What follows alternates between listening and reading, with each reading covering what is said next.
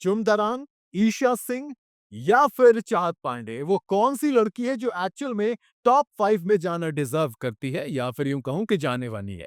आप कहेंगे नाम श्रुतिका, शिल्पा इनका क्यों नहीं लिया आपने? भाई देखो क्लियर सी बात है श्रुतिका मोस्ट प्रोबेबली या तो कल सुबह नहीं तो वीकेंड के वार पे घर से बेघर होने वाली हैं इसलिए उनको जाने देते हैं। और रही बात शिल्पा शिरोडकर की तो अगर मैं बात करूँ घर के अंदर कंट्रीब्यूशन की तो वो विवियन और करणवीर मेहरा अगर इन दोनों से बाहर निकाल दें, तो शिल्पा की आपको शायद एक मोमेंट याद ना आए कि शिल्पा ने कब घर के अंदर, टास्क के अंदर या फिर कहीं पर कंट्रीब्यूट किया हो। इवन जो पिछले कुछ टाइम गॉड के टास्क हैं, उसमें तो वो खेलती तक नज़र नहीं आई। तो इसलिए मैंने सिंपल सा कहा, चुमदरा, चाहत पांडे या फिर ईशा सिंह, वो कौन-सी लड़की होगी जो टॉप 5 में जगह बनाएगी? देखो अब मैं उस पे नहीं जाऊँगा कि ऐसा होता तो वैसा होता। अरे वो पुरानी कहावत है ना कि मेरी चाची की मूंछें होती तो मैं उसे चाचा कहता। तो वो वाली बात पे नहीं जाएँगे। सीधा-सीधा बात करेंगे टॉप 3 में हम सबको पता है कि करणवीर मेहरा, विवियन डिसाना और रजत दलाल ये तीनों जाने वाले हैं। तो उसकी बात नहीं करूँगा मैं। क्योंकि फिनाले जैसे-जैसे करीब आ रहा है अब सबका गेम समझ में आ रहा है ना कि कौन कितना पानी में और कौन कितना बिग बॉस के घर के अंदर कंट्रीब्यूट कर रहा है। अब अगर बात करूँ लड़कियों को तो मेरी पहली प्रायोरिटी जो रहेगी मेरे हिसाब से जो सबसे पहले टॉप 5 में अगर कोई लड़की जाएगी उसका नाम होगा चुमदना। भाई पासीघाट से आने वाली ये लड़की एक ऐसी कंटेस्टेंट है जो कि फीमेल होकर मेल्स को टास्क से लेकर कंट्रीब्यूशन से लेकर हर एक चीज में टक्कर देती है। दूसरी वजह उसका जो चुलबुला अंदाज है, उसका जो नटखट और क्यूट सा वो बोलने का तरीका है, वो लोगों को बहुत ज़्यादा पसंद आ रहा है।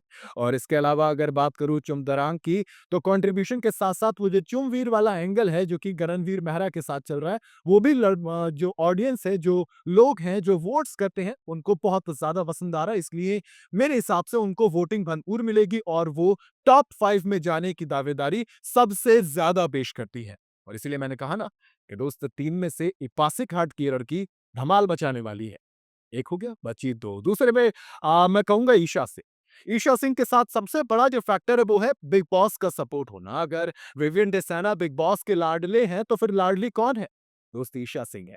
आपको याद होगा जब घर के अंदर आई थी तब कहा था कि बिग बॉस मैं आपकी ऑलमोस्ट लाडली तो हूँ लेकिन पूरी लाडली कैसे बनूँगी? बिग बॉस ने कई सारी ट्रिक्स भी बताई, कहा कि आप ये कीजिए तब भी लाडली बन जाएँगी, वो कीजिए तब भी लाडली बन जाएँगी। लेकिन उससे इम्पोर्टेंट क्या है? उससे इम्पोर्टेंट है अविनाश वाली लव स्टोरी। आप देखो पूरा एपिसोड देख लीजिए, प्रोमो देख लीजिए या फिर जो 80-82 दिन हो गए उसमें देख लीजिए। शायद ही कोई दिन ऐसा गया होगा जब इन दोनों के लव एंगल की जिसे हम अवीशा कहते हैं, उसकी बात ना हुई हो। इसलिए मैंने कहा ना कि दोस्त ईशा के चांसेस ज़्यादा हैं। जो पिछला वाला नॉमिनेशन हुआ था यानी कि लास्ट वीक जिसमें कशिश कपूर बेघर हुई थी, भाई 9 कंटेस्टेंट बचे हैं ना अब और मोस्ट प्रोबेबली बात ये की गई थी कि डबल इविक्शन होगा बट नहीं हुआ क्योंकि बॉटम में कशिश के साथ ईशा सही थी। यानी कि अगर डबल इविक्शन होता तो ईशा को भी घर से बाहर करना पड़ता और इसी वजह से बिग बॉस ने डबल इविक्शन कैंसल कर दिया और इसीलिए मैंने कहा कि दोस्त ईशा सिंह चुंग के बाद टॉप 5 में जाने वाली दूसरी कंटेस्टेंट के दावेदार ज़रूर है। तीसरी, आप कहेंगे चाँद पांडे को नंबर 3 पे क्यों रखा यार? सोलो खेल रही है, दमऊ से लेकर ये 15वें हफ्ते तक का सफर अकेले अपने दम पर तय किया और आपने कहा कि वो टॉप 5 में नहीं जाएगी। देखो वजह है उसके पीछे, वजह ये है कि इस हफ्ते डबल इविक्शन होना है। रजत, चाहत और श्रुतिका ये 3 नॉमिनेट है और इसमें जो श्रुतिका अर्जुन है, वो मोस्ट प्रोबेबली मिड वीक में निकल जाएँगी और चाँद पांडे वीकेंड के वार में निकल जाएँगी क्योंकि रजत दलाल को तो आप घर से बेघर करोगे नहीं, वो तो टॉप 3 के दावेदार हैं।